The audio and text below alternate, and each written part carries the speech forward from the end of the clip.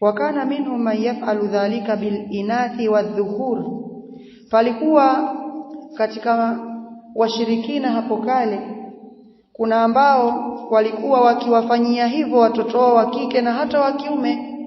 Akizaliwa mtoto anamfukia nini?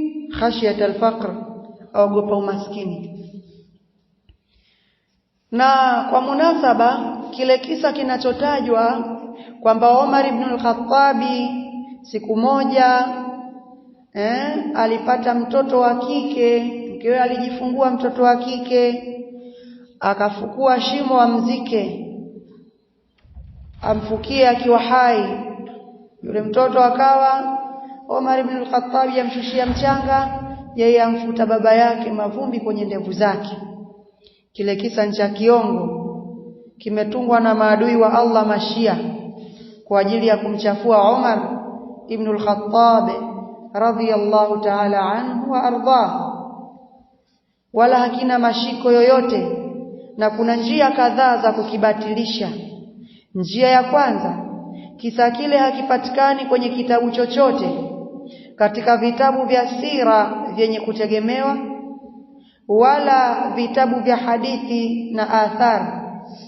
Kwa hiyo kisa ambacho hakina isnad, na sisi tunayo kanuni al-isnadu min ad-din walaula al-isnadu laqala man shaa ma shaa. Isnadi ni katika dini. Kama pangekuwa watu wanazungumza tu bila isnadi kwenye yale wanaoyasema, angesema atakaye kusema akitakacho kukisema. Kwa hiyo Abdullah ibn Mubarak kama sijakosea anasema kanu la yasaluna al-isnad, walikuwa watu hapo kale hawaulizi isnadi. Sikumbuki vizuri kama ni Abdullah ibn Mubarak au ni Hasanul Basri. Walikuwa hawaulizi isnad, yani mtu akisema tu qala Rasulullah wanakubali. Hapakuwa pamekuwa na uongo wala fitna kipindi hicho. Uongo haukuwa umedhihiri sana wala fitna.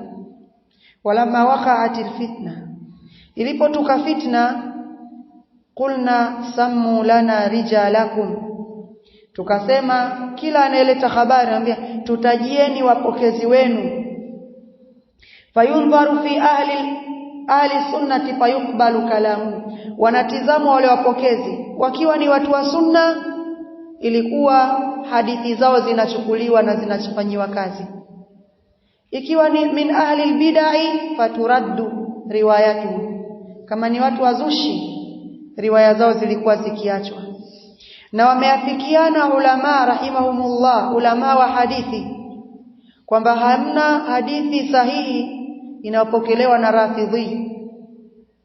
Hamna hadithi sahihi, yani hamna kupokea riwaya kwa mtu ambaye ni Rafidh, ni katika Shia Rafidha, hadithi yake haikubaliwi, ni dhaifu, bali ni katika vigawanyo vya hadithi mbaya kabisa, maudhu.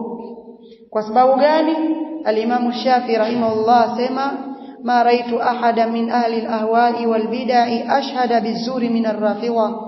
Mimi sijapata kuona, Imam Shafi ndiye asema, mimi kwa umri wangu na ilmu yangu na kuvizoea kwangu vikundi na kuyachunguza yaliyo ndani yake, sijapata muongo na mwenye ushahidi wa uongo kama Shia. Huyo ni Imam Shafi rahimahullah ta'ala asema hivyo. Na mmoja katika ulama pia katika tabi'in anasema kwamba akhbarani shaykhun minhum taibu, amenipa habari shekhe mmoja aliyetubia katika wao akaacha ushia, annahum kanu idha ijtama'u fa ahsanu amran ja'aluhu haditha, kwamba wao walikuwa wakikusanyika pamoja wale mabwana wakubwa wa kishia, wakapendelea jambo fulani, wanasema kwamba mtume kasema, yani wanalitungia hadithi. Ndio maana riwaya haipokelewi riwaya, na ni haramu kupokea riwaya kutoka kwa Shia Rafidha. Sikwambie elimu ndio kabisa.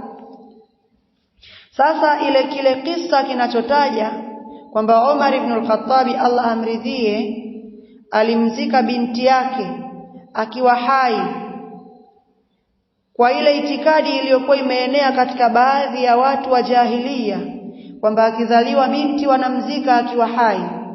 Kile kisa ni dhaif, kile kisa ni maudhu'a, kile kisa ni mukhtalaqa, kimetungwa, kimetengenezwa kwa ajili ya kumchafua Umar ibn al-Khattab radhiyallahu ta'ala anhu wa an jami'i ashabi rasulillah wa alihi. Kwa hiyo kile kisa hakifai makhatibu wa Ijumaa, walimu wa darasa mbalimbali kukitoa kwa waumini wao, kwa sababu imebainika ncha kiongo kwa njia kadhaa. Njia ya kwanza, familia au ukoo wa Adi, ukoo wa Banu Adi, ambapo ndio ukoo wa kina Umar ibn al-Khattab, haijaripotiwa kwamba kwenye ukoo wao, sio yeye tu familia yake, ukoo wao wote, kwamba palitokea mtu aliyemzika binti yake. Na ushahidi ni kwamba Umar ibn al-Khattab anaye dada yake aitwaye Fatima, hajazikwa. Lakini Umar ibn al-Khattab binti yake mkubwa ni Hafsa, na ndio maana anaitwa Abu Hafs. Hajamzika binti yake yule mkubwa Hafsa, bali alikuja akaolewa na Mtume sallallahu alayhi wa ala alihi wasallam. Kwa kile kisa kimetengenezwa, hakina ushahidi wowote, hakipatikani kwenye kitabu chochote katika vitabu vya siyar, wala katika vitabu vya hadithi na riwaya. Wallahu almusta'an.